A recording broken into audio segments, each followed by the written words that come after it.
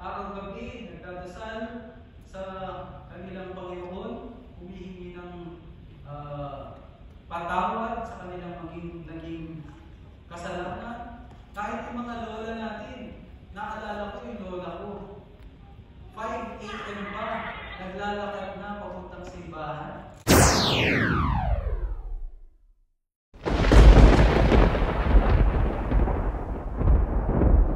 Nakatakip yung kanyang buhok at hindi pinupulot. No? Ganun po, kareliyoso yung ating kultura. Makikita po natin yan. Kahit dito po, ang mga Katarik, napaka-religious nila pagdating sa pag-implement nila ng religion. At yung panghuli, at dito natin tatapusin, yung modesty at saka dignity. Ang pagpapahalaga ng itsura, makikita po natin yung kapapatian, talagang takip na takip. No? Kasi yung beauty nila is not for public consumption. Their beauties are solely for their husbands. Kaya mapapansin po natin, yung khira, meron din tayo na talagang pine-preserve ng mga Katarik yung pag-segregate ng kababaihan at kalalakihan. Nabanggit po sa akin ni Kuya Jamil na sa Batangas hanggang ngayon yung pamanhikan pinapractice pa rin nila tulad ng pag-practice ng sa atin sa Mindanao na talagang ginagalang, nire-respeto yung magulang, magdadala ng hindi basta-basta dinedate, kakausapin yung magulang bago magsimula at papakasalan muna sa magsasama. No? Ang Qatar, ganito kastrikto sa kanilang pag-implement sa kanilang kultura. At marami pang iba, subalit hindi nga sasapat ang ating mga oras para mabitin ang lahat. Kaya kung sino ba kung gustong magkaroon ng karagdagang kaalaman sa kultura ng Qatar, magpasalam po sila ng tungkol sa Islam. Kasi hindi po naglalayo yung mga katuruan ng Islam at sa kultura ng Qatar. Kaya napakaganda ng ating natuklasan na marami pala tayong magkakaparehas ng kultura. Kailangan lang natin buksan ang pintuan ng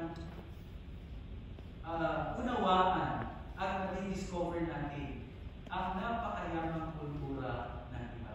Huwag po natin isara yung pagkakataon, ma-discover itong mga beauties na ito. Lahat ng mga pinapractice na kultura ng iba, nararamdaman po nila tama ito at ito yung pinakamaganda. Buksan natin, ma-realize natin, maganda na siya. So bilang pagtatapos, aking pong masasabi na sa mundong ating ginagalawan, na puno ng negativity, stress at toxic na relationship, at mga tao, toxic na mga tao, mas mainam na mapabilang tayo sa mga taong nagpapalaganap ng masaya at makulay na buhay. Less ang stress, malayo sa toxic na relasyon, pagpapalaganap ng positive vibes. Kung gusto talaga natin mapabilang dito, then let's start to learn the culture and traditions of others. Kapag ating sinimulan ang ganitong pananaw, unti-unting mabubuo ang magandang aura natin. Bakit kailangan natin ang aura? Kapag nagkaroon tayo ng tamang pag-intindi sa kultura ng iba, anong mabubuo? Ito lang yung aura sa mga Muslim, ito lang yung aura na dapat mong ipakita. Unang-una, ang A para sa appreciation. Kapag inaaral mo yung kultura ng iba, magkakaroon ka ng appreciation sa kanila. A at U, kapag iniintindi mo sila, understanding, hindi ka puhusga. Yung iba, yung iba, ganito talaga yung kultura nila. Hindi ka puhusga dahil naiintindihan pagbibigyan mo sila kung saan nila hinuhugot yung kanilang nakasanayan. Appreciation, understanding, at pagka meron ng itong dalawa, magkakaroon ka na ng respeto sa kanila. Kapag meron ka ng respeto, maa-accept mo na kung sino talaga sila. No? Kapag nabuo mo itong apat na ito, magkakaroon na ng harmony. Harmony, either sa inyong community, sa inyong kapitbahay, sa inyong workplace, no? Kaya, ito yung isa sa pinakamagandang ingredient para sa happy life. You have to have a positive aura. Okay? So, I hope hindi po natin makalimutan, kahit ito lang po yung take-home natin. Let us appreciate, let us understand, let us respect, accept, so that we might have harmony. So, ang tamang pakikitungo ay nagsisimula sa pag-unawa at pagbibigay galang sa pagkakaiba-iba. Hindi dapat natin husgahan ang kaugalian batay lamang sa ating nakagisnan, kundi subukan natin tingnan mula sa kanilang pananaw at maunawaan ang kanilang pinagmumulan. Sa mga ganitong pamaraan, mababawasan ang hindi pagkakaintindihan at mas madaling tayo makakabuo ng mas magandang samahan.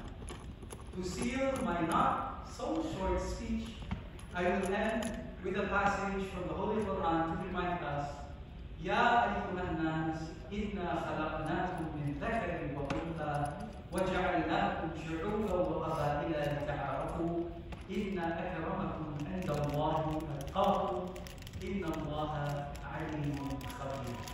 O people, we created you from a male and female, and we made you races and tribes, so that you may come to know one another. The best among you before Allah is the most righteous.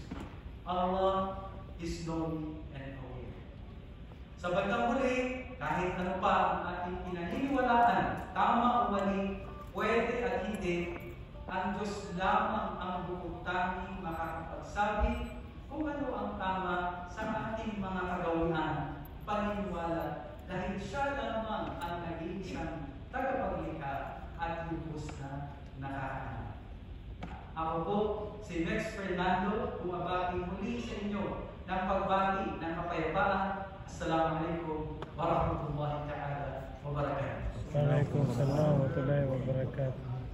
MashaAllah, jazakumullah khairan, takbir! So, maybe you are wondering why we don't ask people to round of applause. Siguro mamaya may magtatanong.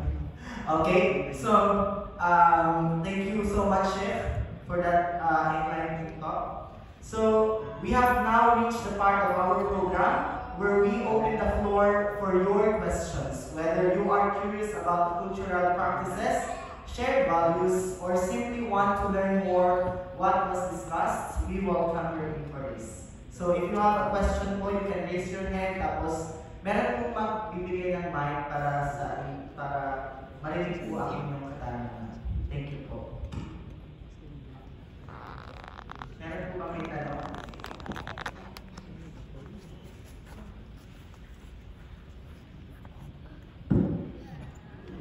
Okay, so wala siguro kung katanungan, Your Honor. Siguro alam na po natin si Your Honor at si Madam Chair at saka si Mr. Chair. Yes, thank you for this opportunity to ask. Since you mentioned, can you enlighten us regarding why, can you explain regarding when instead of applauding, hindi tayo pangkalakpak, you were mentioning something. So, can you enlighten us regarding that? What's the reason behind?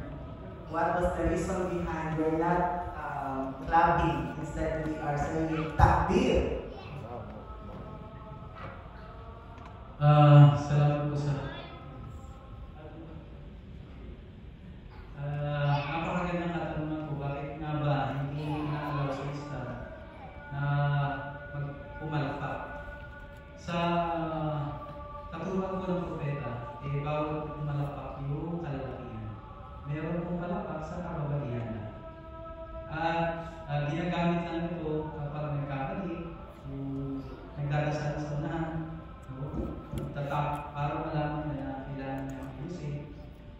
So, yung Islam, heavily practice yung kanilang implementation ng religion dun sa katuruan ng propeta. Ayon sa propeta, ipinagbabawal na pumalakpak yung kalalaki. Kung meron kalagdagan po yung ating mahal ko na si Sheikh Homer, ganun po yung paliwanag po natin. So heavily, we Muslims, sometimes we understand the wisdom behind yung pagbabawal, at sometimes we follow what the Prophet Muhammad sallallahu alaihi wasallam taught us. Yun po yung nagsasabi ko. Yes. Thank you so much po. And to add on that po, yung clapping po is for the appreciation, right? Pumapalakpak po tayo dahil sa appreciation natin sa tao o dun sa nagsalita o kung saan tayo sumasaya dahil dun sa ginawa ng tao. Kaya tayo pumapalakpak. So, sa Islam po, as you know, na almost all of the expression sa Islam is connected to religion. Or sa mga Muslim, okay po? Parang connected siya sa religion. So, we say takbir, or sa Tagalog, magbunyi, and then the Muslim will say, Allahu Akbar, or Allah is great. So, meaning, instead of appreciating that person, okay, you will appreciate the God who creates that person. Kaya, mas ginagawa po namin yung ikaluluod ng Allah subhanahu wa ta'ala, and we appreciate Allah subhanahu wa ta'ala because siya yung nagbigay sa amin ng blessing na magawa yun. Kaya, ano niyo rin po yung Allahu Akbar, Subhanallah, Insha'Allah, Alhamdulillah. So, I think yung mga non-Muslim sinasabi nila yan dahil natutunan naman po nila yung ibig sabihin nun ay hindi naman siya parang nag-Allahu Akbar, may puputok na bomba. Okay? So, yun po yung reason behind or wisdom behind that. That we appreciate things na we will show thankfulness and appreciation to Allah subhanahu wa ta'ala. So, thank you po. I hope you understand.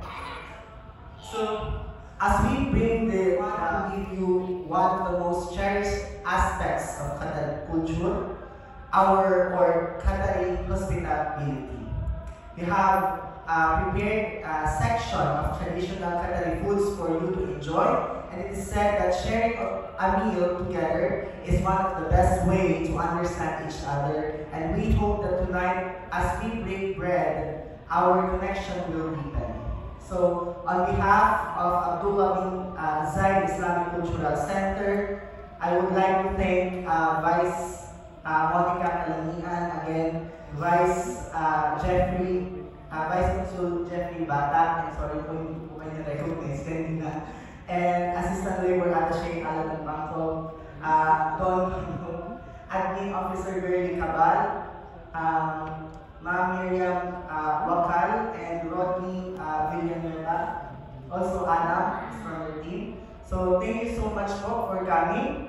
So, shukran, jazakumullahu khairan once again, and we look forward to seeing you in the future events. Assalamu alaikum wa rahmatullahi wa barakatuh.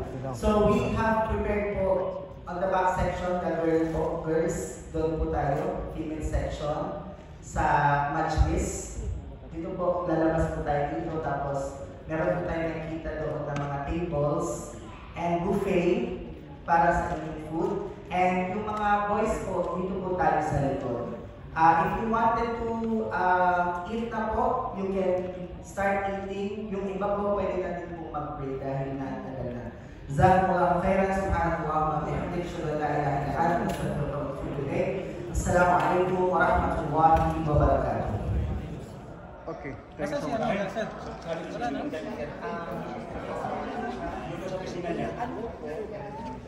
Gabayin mo sila. Madam?